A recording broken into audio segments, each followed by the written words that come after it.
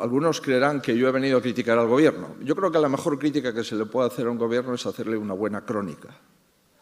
Y yo no he venido aquí a criticar, he venido a hacer la crónica de España, al menos la crónica desde nuestro punto de vista. Y le puedo asegurar que seguro que está bastante más cerca de la realidad que alguna propaganda gubernamental. Yo creo que negar la realidad, equivocar el diagnóstico, es sin duda garantía de errar en el tratamiento.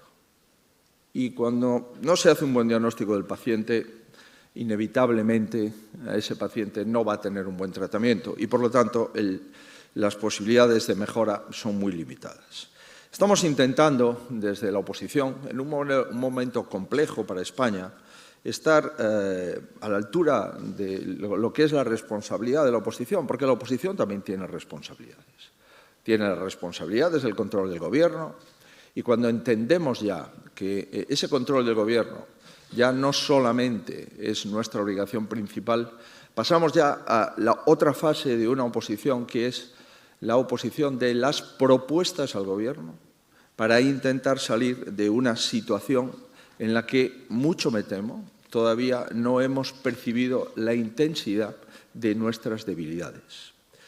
En el mes de abril presentamos un plan económico sin siglas, con el escudo de España, remitimos al Gobierno para intentar hacer frente al mayor impuesto y más injusto que sufren las rentas, que es la inflación, y además al colesterol de una economía productiva, que es el incremento de los precios de forma exponencial. Aquel plan no tuvo ninguna respuesta y era un plan que basaba algunas cuestiones elementales, como por ejemplo, si la inflación sube 10 puntos, lo lógico es bajar y actualizar la tarifa de la renta. Eso es razonable. Si se actualiza el 10% los precios, es decir, si se incrementan, lo lógico es que eso tenga un reflejo en el pago de impuestos. Planteábamos también que para aquellas personas que no hacen el impuesto a la renta, porque no llegan al umbral de ingresos imprescindible para hacerlo, pues unas ayudas directas, como ha hecho el Gobierno alemán y otros gobiernos europeos. Planteábamos ya en abril bajar el IVA de la luz al 5% y planteábamos ya en abril bajar el IVA del gas al 5%. Lo planteábamos en abril.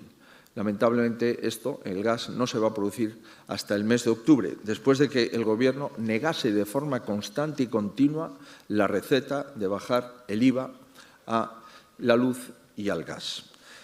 Es necesario, en nuestra opinión, que el Gobierno siga aceptando las propuestas que está haciendo la oposición. No tiene ningún sentido decir que el IVA del gas se va a bajar hasta diciembre, cuando lo mínimo que podemos garantizar es que se baje hasta que finalice el invierno.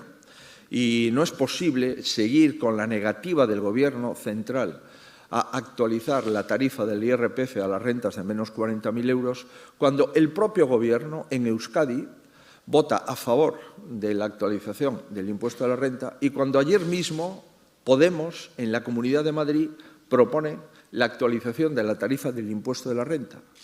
Comprenderán ustedes que la situación política que vive España no deja de ser, si no fuese por la gravedad de la misma, pintoresca.